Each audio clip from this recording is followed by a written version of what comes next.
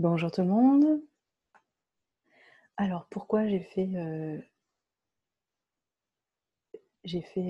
webinaire? C'était, un vœu. C'est un vœu que j'ai fait, pour mon anniversaire, c'est l'auto-guérison et aussi c'était pour répondre à une cliente, en fait, que j'aime beaucoup et qui me posait la question. Elle me disait, «J'en ai marre de te consulter, est-ce que c'est possible de le faire toute seule?» Mais je dis: «Mais oui, tu peux faire ça toute seule» et donc je lui dis: «Il y a 2 techniques». Puis là, je lui explique, brièvement, puis je lui dis: «Ah bah, tu sais quoi? Je vais faire un webinaire, puis voilà, ce sera placé». Donc merci à elle. Et puis l'autre aussi, c'était, j'ai une génétique que j'ai héritée qui me cause, des problèmes de dos. Hem et j'aimerais aussi moi m'auto-guérir et changer ces informations génétiques. Donc je regarde le message. Voilà. Donc voilà pourquoi, ce webinaire avec ce thème-là et on va commencer avec, la théorie, mais ça va être très court parce que ça sert à rien d'en parler 3 heures, ça changera rien en fait. C'est pas parce que vous connaissez intellectuellement toutes les étapes que vous allez réussir. Parce que c'est pas intellectuel. Alors, ressentir et accueillir. Donc il y avait donc 2 méthodes. La première, c'est ressentir et accueillir. En passant, je n'ai rien inventé. J'ai bien dit selon des maîtres et les éveillés. Donc on va retrouver la technique PIS, Tipeee. Tipeee, c'est un Français j'avais vu ça il y a pas mal d'années. Il était venu à Montréal présenter ça et former du monde, je sais pas, avant 2010, hein. C'est vraiment vieux. Je sais pas quand est-ce que date. C'était à la sortie de son livre. Je faisais de la PNL à l'époque. C'est Luc Moucon, 2007. Voilà. Donc Tipeee, c'est une méthode en fait pour relâcher les peurs. Technique d'identification sensorielle des peurs inconscientes. Il décrit cette technique dans son livre. Je n'ai pas fait le cours. À l'époque, je trouvais ça super intéressant, mais ça me disait non, j'ai pas besoin. Il y a aussi un autre Français qui a développé la méthode PIS, je ne sais plus son nom, mais c'est pas grave. On peut retrouver aussi cette technique dans le focusing. Puis certaines personnes m'ont parlé de Darpan qui utilise ça dans ses webinaires. Donc c'est un effet assez immédiat. C'est-à-dire que quand on a touché, qu'on arrive à accueillir, il y a vraiment un relâchement intérieur. Et on change complètement de comportement. Donc si je donne un exemple, si par exemple il y a une tension, on ne parle pas de guérison physique là, on va parler plus de guérison émotionnelle, mais on peut le faire avec la guérison physique. De toute façon, ça revient au même. On va aller se connecter à l'émotion. Donc si par exemple quelqu'un vous crie dessus, voilà, vous êtes, je sais pas, vous êtes à l'épicerie, vous faites vos courses, puis cette personne, je ne sais pas ce qu'elle a contre vous, puis d'un coup elle vous parle mal, puis elle vous manque de respect, vous allez être émotionnellement touché. Une fois que vous êtes tout seul chez vous, toute seule, vous installez, puis vous allez contacter cette émotion intérieure, vous remettre dans cet état-là, et vous allez vous allez vous permettre de ressentir ce qui est. Donc vous vous connectez, vous sentez,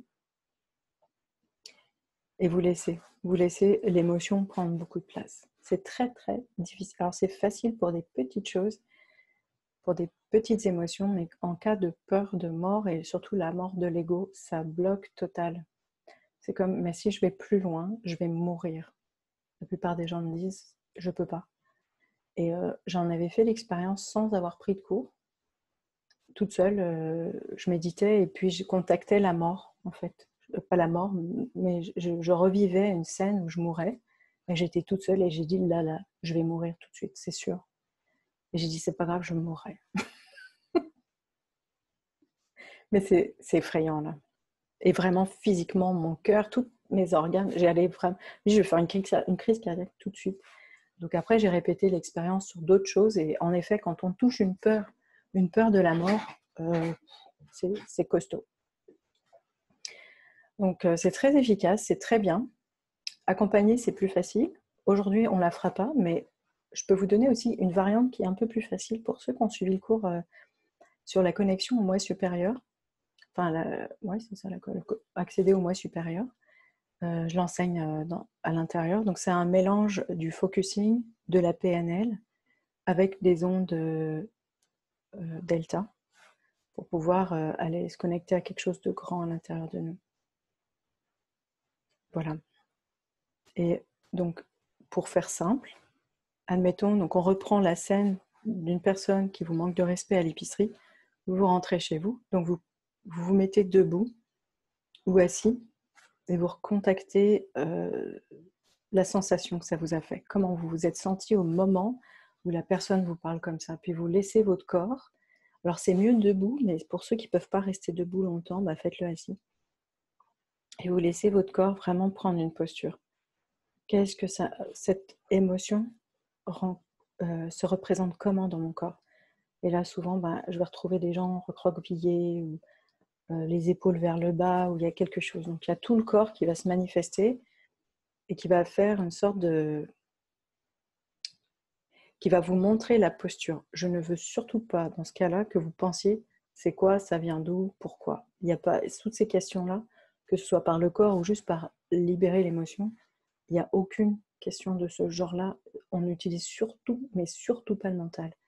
Dès que vous commencez l'analyse, c'est foutu. Il faut revenir dans un espace. Donc on peut commencer une analyse, quand on se met dans l'analyse, hop, on se remet dans l'espace où il n'y a pas d'analyse. Donc c'est vraiment important d'être dans cette connexion, de laisser ça se faire.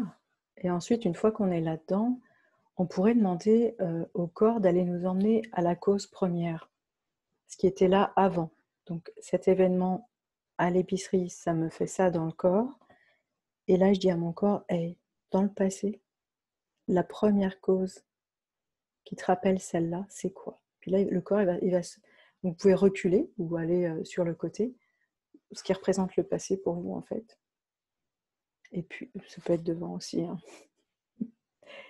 Vous allez où vous voulez, dans le passé, dans l'espace, dans la pièce où vous êtes. Et là, vous allez laisser votre corps vous montrer tout simplement la première fois que c'est arrivé ce type d'événement-là, peu importe si vous savez ou non. Donc c'est une régression, non pas par hypnose, mais par le corps. Et là, vous laissez prendre la posture et vous intégrez la posture. Et ensuite, alors je ne vais pas vous expliquer toutes les phases parce que là, ça devient compliqué, puis c'est dans l'atelier de toute façon, mais grosso modo, vous pouvez, une fois quitter le passé, que vous avez touché à cette mémoire du passé, vous vous déplacez quelque part et là, vous demandez à votre corps de résoudre ces états-là, grosso modo. C'est simple. Donc, on va laisser le corps, hop, hop, hop, puis on lui dit, bon, comment tu peux le résoudre maintenant? Et parfois, il faut faire plusieurs postures pour résoudre. On amène plusieurs choses, mais sans rentrer dans la technique, juste demander, voilà, j'ai touché ça, mais maintenant, je vais demander à mon corps de trouver les solutions et vous laisser faire la chorégraphie du corps qui va venir guérir les causes du passé et l'événement que vous avez vécu à l'épicerie. Alors, je vais regarder vos questions. Est-ce que vous en avez par rapport à cette technique qu'on ne fera pas aujourd'hui, mais quand même, je pourrais peut-être répondre à des questions. Je trouve que par le corps, c'est beaucoup plus facile. Hein.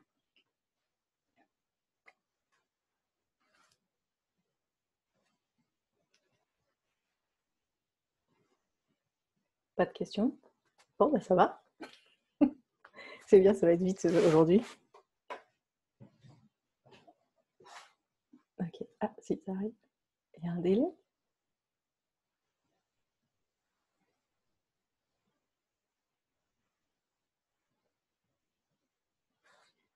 Ok. Ah, ok. Alors, Isabelle, est-ce que tu nous as appris pendant le stage de lâcher prise? Oui, c'est exactement cette technique-là. Ouais. Que j'ai appelé maintenant accéder au moi supérieur. Et d'ailleurs, c'est un de mes souhaits, c'est de mettre une forme de formation en ligne, mais l'étoffer encore plus, d'aller plus loin en fait au niveau de ce stage-là. Alors Gigi, quels sont les signes de résistance de l'ego? Ça va être la peur.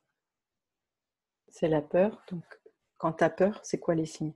Des tremblements intérieurs, une panique intérieure.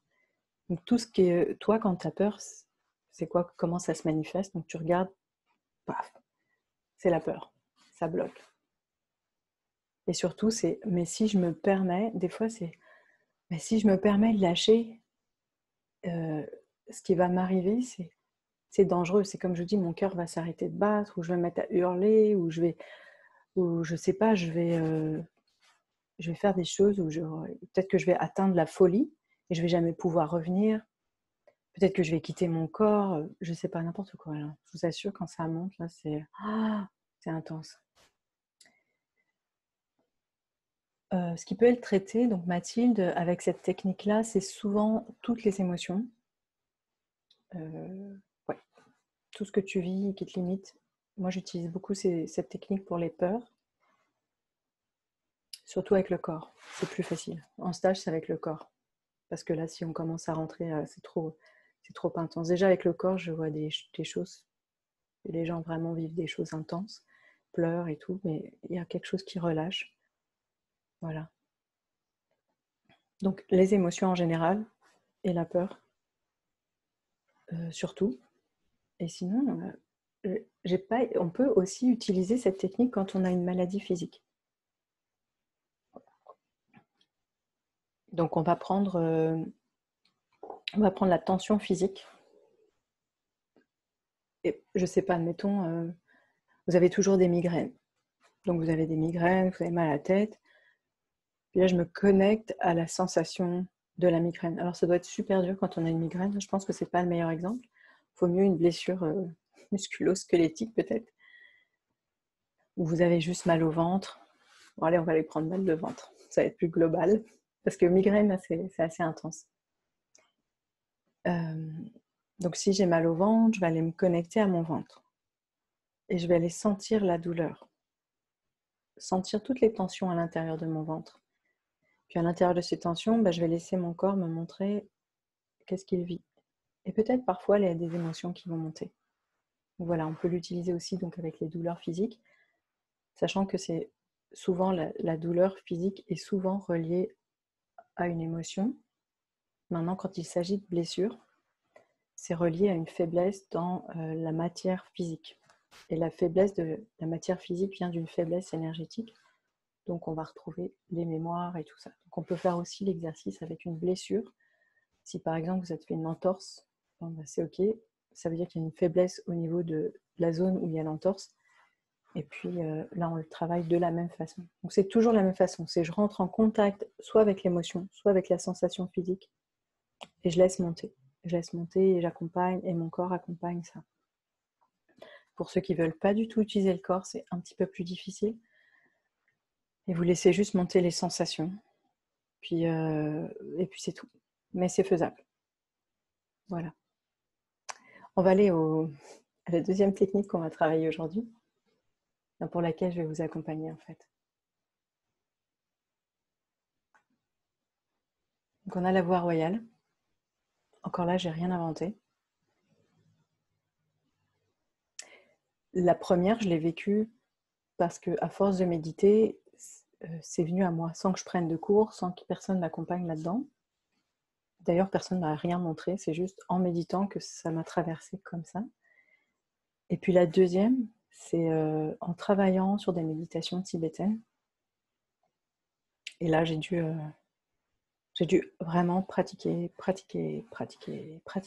Mon Dieu, j'ai pratiqué.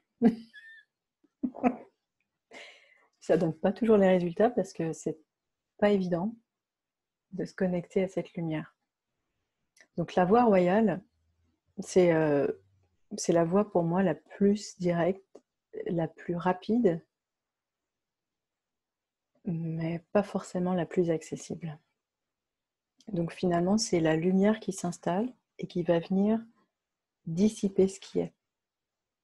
On peut, en utilisant la technique numéro 1, en fait, la lumière va libérer quand même,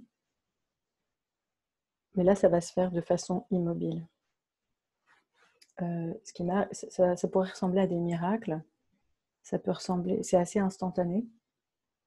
Ça m'est arrivé 2-3 fois dans ma vie, en fait. Et là, il y en a un vraiment qui est très surprenant. J'étais vraiment attaquée par des forces de l'ombre, vraiment tout le temps. Et ce jour-là, j'avais une pneumonie. Ça faisait plusieurs jours, j'avais du mal à respirer, ça me brûlait les poumons. J'étais allée chercher des antibiotiques. J'ai fait une allergie aux antibiotiques, j'ai arrêté les antibiotiques, donc je me suis retrouvée quand même avec ma pneumonie. toujours avec un taux faible d'oxygène dans le sang. Et là, je me suis dit, je vais finir ma vie, quoi. Et puis, j'étais allongée dans le lit, en pleurant. Et je me suis assoupie. En fait, avant de m'assoupir, j'ai senti quelque chose dans mon dos, des ailes, comme des ailes, qui sont venues venir caresser ma cage thoracique et faire ça. Et j'ai senti toute l'irritation au niveau des poumons, toute l'inflammation, toute la muqueuse, je sais pas, c'était bizarre, qui était aspirée vers l'extérieur. Et j'ai dit, qu'est-ce qui se passe? Et pouf, je me suis endormie direct. Je me suis réveillée, je respirais normalement. Et là, pour moi, c'était un miracle. Parce que j'étais assez rendue loin dans la pneumonie avec plusieurs jours de fièvre.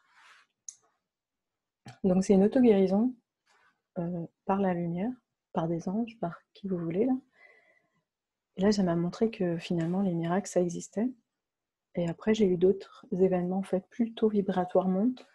Par exemple, je pouvais avoir super mal au dos, puis d'un seul coup, j'ai du mal à marcher, mais j'arrive à une conférence, j'ai aucune douleur. Je dis bon, ok. Et là, je me disais, mais comment ça se fait? Je dis, c'est vraiment étrange. La conférence s'arrête, tout le monde repart, tout ça, je reviens 1 heure après, mal de dos. Oh my god. C'est pas une guérison du tout, là, mais pour vous dire que la puissance de la lumière est tellement forte que ça peut enlever toute douleur et je pense que ça peut guérir presque tout. Mais c'est pas forcément qu'on est tous capables d'y arriver. Et puis, même en tant que thérapeute en énergie, c'est pas toujours évident. Puis en plus, ça dépend un petit peu de l'essence qu'on porte. Et c'est sur cette technique-là aujourd'hui que je voudrais vous accompagner. Donc au niveau tibétain, il y a 5 étapes. C'est en fait, faut déjà atteindre une stabilité du corps. Ça, c'est toujours les mêmes choses que je vous fais faire. La stabilité du corps, le silence, et ensuite l'ouverture du cœur qui nous emmène dans un espace infini où on est connecté à tout. Et à l'intérieur de ça, il n'y a aucune pensée.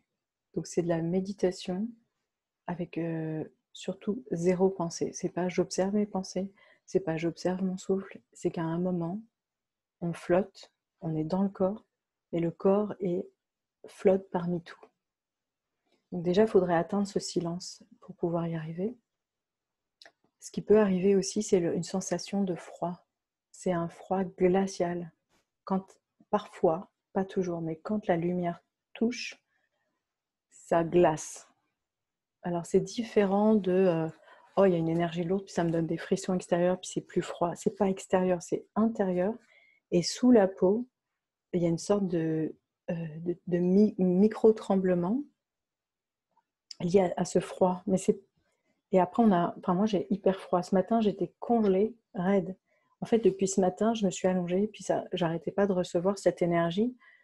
Et là, je me dis, je pourrais jamais faire. J'ai mis le chauffage à fond, j'étais sous ma couette, mais impossible de me réchauffer, quoi.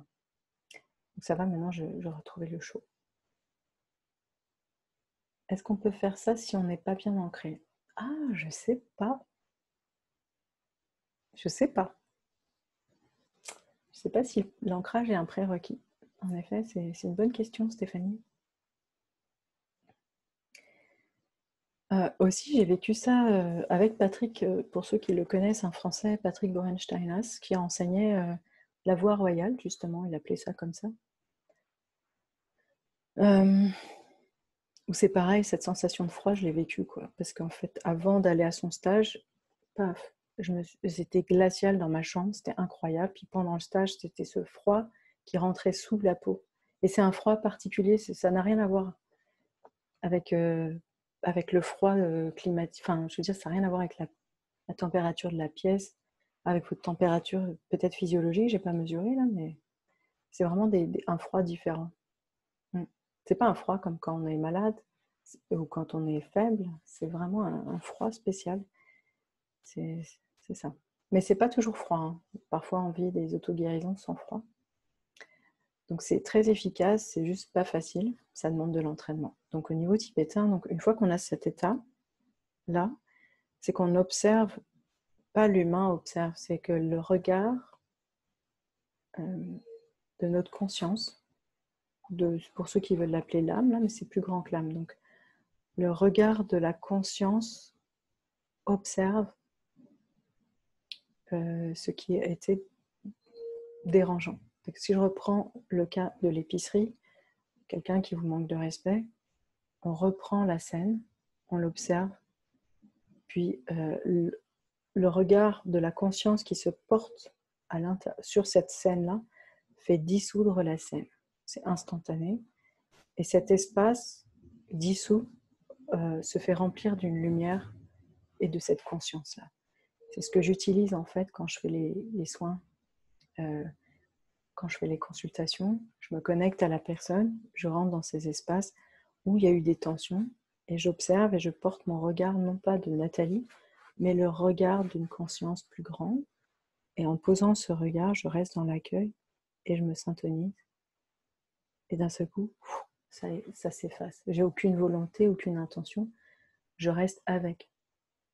Je suis avec. Je ne suis pas en train de me dire j'envoie de la lumière, je vais mettre du bleu, ou je vais faire ça, ou j'appelle Jésus, Marie et machin. Non, je suis vraiment dans une espèce d'espace où je suis unie à tout. Et juste le regard qui se pose transforme naturellement ce qui est. Voilà. Donc, on va le faire sous forme de méditation. Je vais vous guider. Je n'ai rien écrit à propos de ça. Et c'est OK. Et puis, depuis ce matin, donc depuis que j'étais glacée, et ben, c'était Isis qui était là. J'ai vu une forme, et j'ai dit, ah, c'est marrant, c'est la forme connue d'Isis. Là, j'ai vérifié avec ma petite antenne, mon petit mental, et puis ça m'a dit, oui, c'était Isis. Et donc, j'ai demandé si elle allait rester pour aujourd'hui, pour travailler avec nous, et ça m'a dit oui. Donc moi, je ne connais pas toutes les déesses et tous les dieux et les maîtres ascensionnés. Alors, je me fie à un livre que Doreen Virtue, alors ceux qui me suivent, hein, vous avez l'habitude, que Doreen Virtue a écrit, c'était celui-là. Voilà. Et qu'elle... En tout cas, Doreen Virtue a changé. Maintenant, il y a juste Jésus. Hein. Donc, tout ce qu'elle a écrit pour elle, c'est faux. Donc, je vous le dis quand même. Pour moi, quand je lis, bah, ça a du sens. Donc, je vais vous partager ça. Parce que j'ai redécouvert... C'est pas la première fois que Isis apparaît, mais je redécouvre à chaque fois que je lis, parce qu'à chaque fois, j'oublie. Donc, Isis est une déesse égyptienne de la lune. C'est drôle, hein, quand même. Qui est très C'est drôle parce que c'est la pleine lune aujourd'hui, qui est très polyvalente. Elle incarne la féminité, la maternité, la magie, la guérison et le pouvoir. Donc c'est bien, parce qu'on veut travailler le pouvoir de... Merci Isis. On veut travailler le pouvoir de l'auto-guérison. Alors après avoir épousé son frère Osiris, elle se lance dans une carrière consistant à enseigner aux femmes d'Égypte les rudiments de la vie domestique. Or, pendant l'une de ses absences, son autre frère, Seth, assassine Osiris. Lorsqu'elle découvre le crime, Isis aide à ressusciter son mari d'entre les morts et ils conçoivent enfin, ensemble, un fils Horus. Les chercheurs égyptiens considèrent Isis comme la grande prêtresse originelle de la magie. Selon la légende, Isis aurait forcé Ré à lui révéler son nom secret. Lorsqu'elle a entendu ce nom, Isis a eu le privilège d'acquérir une compréhension totale des principes de la haute magie. Thoth, dieu de la haute magie, l'a ensuite aidé à raffiner et à approfondir ses connaissances. On dit qu'Isis utilisait un bâton magique pour ses guérisons et ses manifestations et employait des hochets pour éliminer les énergies négatives et les esprits inférieurs. Isis est considérée comme une reine de l'au-delà car elle a ressuscité son défunt mari et aussi en raison de son travail consistant à escorter les morts dans l'au-delà. Ses ailes protectrices ornent les sarcophages égyptiens car elles symbolisent sa capacité de renouveler l'âme des morts. Voilà. Donc Doreen dit, lorsque j'ai fait appel à Isis, je l'ai entendu dire, je suis Isis, reine égyptienne du Nil. Je l'ai alors aperçue, une femme d'une grande beauté enveloppée d'un châle constitué de larges ailes d'oiseau déployées comme celles d'un aigle majestueux. Elle était très féminine, élancée et élégante, la classe par excellence. Constamment aux aguets, elle surveillait tout avec un regard d'aigle. Je pouvais déceler chez elle un côté abrupt et le tempérament d'une personne qui aime aller droit au but. Manifestation de ses formidables qualités de leadership.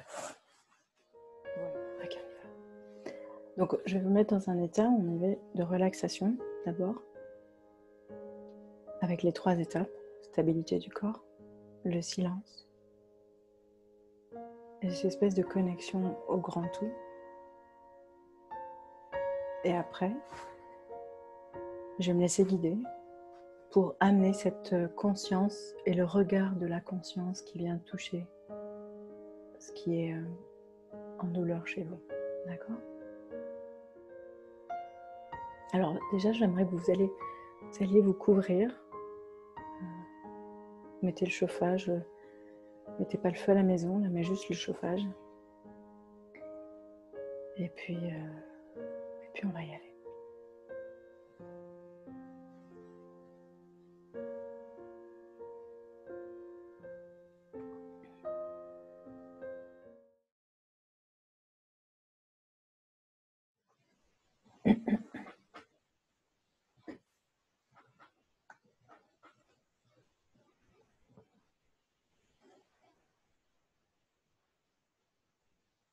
Alors c'est super important, si vous avez froid, de chercher à vous réchauffer.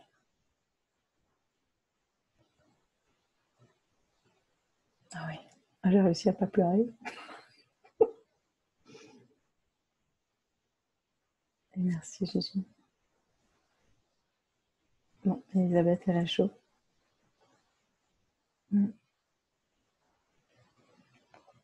Merci Yvonne.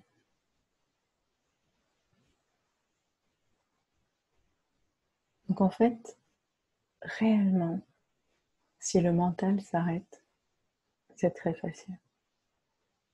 Il n'y a rien à faire. Merci à vous. Hein. Oui. Froid aux pieds et chaud. Bon, ça travaille. C'est vraiment important de comprendre qu'il n'y a rien à faire. Je vous ai juste guidé, mais le plus important, c'est le silence. Et quand on touche, on est dans le corps par contre, on ne veut pas s'envoler, mais c'est par l'intérieur du corps, on touche à quelque chose de grand. Et ah oui, c'est ça, je voulais vous parler de quelque chose. Il y a une copine qui m'a envoyé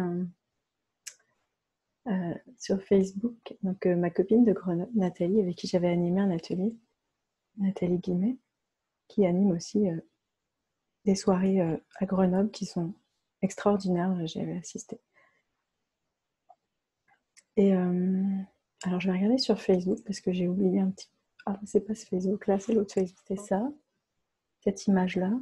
Donc c'est comme une image en spirale avec des fractales de choses, donc des formes qui se répètent à l'infini.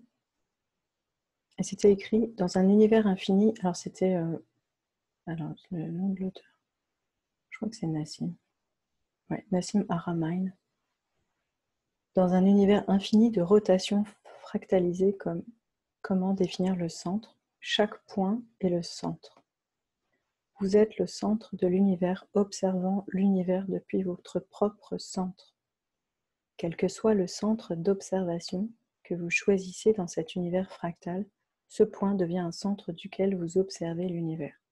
Donc c'est un peu ça, c'est ce que je vous disais, c'est au niveau du corps. Quand vous rentrez à l'intérieur du corps, vous avez une porte d'accès à l'univers complet. Donc ça ne sert à rien de s'envoler. C'est vraiment en rentrant dans le corps que vous accédez à tout. Parce que vous êtes une partie fractale de l'univers. Alors, il dit, ce point devient statique. Pourquoi statique? Parce qu'au cœur de ce point, toutes les rotations de l'univers s'annulent. Donc, c'est une zone stable en silence. C'est statique. Il n'y a plus rien qui bouge, mais il y a une vague cosmique quand même dans laquelle je vous ai fait, je vous ai connecté, qui elle est en mouvement permanent, mais vous êtes dans un point statique.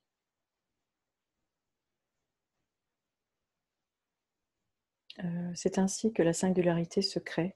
La singularité, c'est le centre de votre expérience de l'univers. C'est l'espace de calme duquel vous observez l'univers. Alors, je vais le poster sur mon Facebook.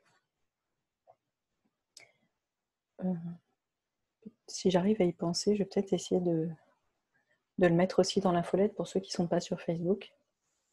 Alors, je vais juste regarder un petit peu vos messages. Donc, on a fini. Hein. Après, on fait un petit débriefing, mais ceux qui doivent partir ou dormir, allez-y. Hein. Donc, oui, moi, c'est merci beaucoup à vous tous, parce que c'est vraiment extraordinaire ce que vous me faites vivre. Donc, je n'ai pas ressenti de froid pendant la méditation, mais mon visage et corps froid. Je rentre d'une journée longue et difficile et tendue. Merci beaucoup, super, mais difficile pour moi, le mental est assez présent. Et à force de répéter, à un moment, on arrive à trouver la zone où il n'y a plus de mental. Merci, merci, de cœur à cœur. Nathalie, pendant la méditation, j'ai été amenée, je ne sais pas pourquoi, à me remettre dans la position du fœtus et j'ai revécu ma naissance, tout en physique, et je vais super bien. J'avais chaud et là, je grelotte. Quelle expérience, wow, merci. Merci à toi de partager. Merci également pour ton calendrier qui me permet de vivre d'étonnants moments. Oh, c'est gentil. Laurence, merci. Alors, ma copine, elle s'appelle Nathalie Guimet. Je vais vous envoyer, je vais vous le mettre dans le... Oh, c'est une grande fée. Qu'est-ce que je me marre avec elle? Mais elle est vraiment drôle. Hein.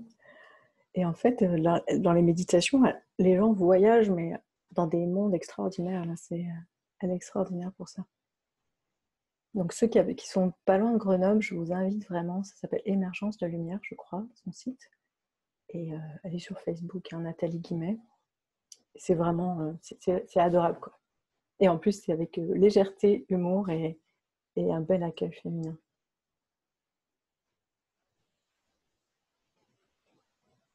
Alors, quelle beauté, ce silence intérieur, tout y est tellement serein, comme la goutte de l'océan. Ouais. Merci. Et ceux qui ne vont pas sur Facebook, ce que je vais faire, c'est que je vais vous envoyer le petit lien, là. Je vais le faire, là. Je vais mettre une note pour ne pas oublier, pour y penser. Voilà. Bon, bah, réchauffez-vous. Prenez... alors, ce que j'avais fait pour me réchauffer, moi, j'avais augmenté le chauffage. Vous pouvez manger quelque chose de chaud ou boire une bonne tisane, puis garder chaude. Gardez vos mains là pour bien vous réchauffer. Et on va utiliser la chaleur de l'eau chaude. Si vous pouvez prendre un bain chaud ou une douche hyper chaude, le but, c'est pas de rester glacé parce que ça va être difficile de vous endormir pour ceux qui sont rendus déjà le soir. Mais ça va revenir, hein. Ne vous inquiétez pas. La chaleur va revenir. J'ai bien ressenti comme une spirale dans un endroit du corps sur lequel je focalisais amenant une grande légèreté. L'image fractale est magnifique. Ouais. Donc voilà. J'étais vraiment contente. Merci encore. Vraiment, je vous assure, vous me remerciez, mais j'ai envie de vous dire plus merci parce que si vous n'êtes pas là, moi, je ne peux pas vivre ces moments grandioses. Je peux les vivre parce que je les redonne. Je vis des choses personnelles, grandioses, mais le fait de redonner à l'extérieur, ça s'amplifie encore plus en moi. Donc, si vous n'étiez pas là, je ne pourrais pas vivre ça. C'est dommage. Ah oui, puis le calendrier d'avant continue. Pour ceux qui sont sur Facebook ou ceux qui vont, c'est sur mon site, sur ma page d'accueil. Là, vous cliquez sur les journées au fur et à mesure. Pour ceux qui n'ont pas Facebook. Alors, je grelotte des jambes. Oups, c'est une douleur. Ok. C'est pas grave si tu as manqué le début, Brigitte. De toute façon, je vais renvoyer par email. Voilà. Merci beaucoup, Louise. Donc, je vous souhaite un merveilleux temps des fêtes. Et puis, je referai un autre webinaire en janvier. Je vais regarder à peu près les dates. Puis encore, je vous informerai via l'infolettre de la date et tout ça. Pour ceux qui ne peuvent pas être là, évidemment, il y aura toujours une rediffusion sur YouTube et sur Facebook. Sur ce, passez un joyeux temps des fêtes dans l'amour, la paix, dans cette présence qui est un cadeau extraordinaire. Quand vous êtes comme ça, dans un accueil, une ouverture, une présence sans jugement, tout se passe d'une autre façon. Déjà, votre regard change et les gens qui vous entourent, ils se sentent tellement bien avec vous. Ça va vraiment avoir une belle dynamique pour les fêtes de fin d'année. Oh, bah c'est bien, si ton chat te réchauffe. Merci. Bon, bah je vais couper. Merci beaucoup. Et plein de bonheur, plein de santé, plein de guérison, plein de paix, plein de joie. Voilà. Merci.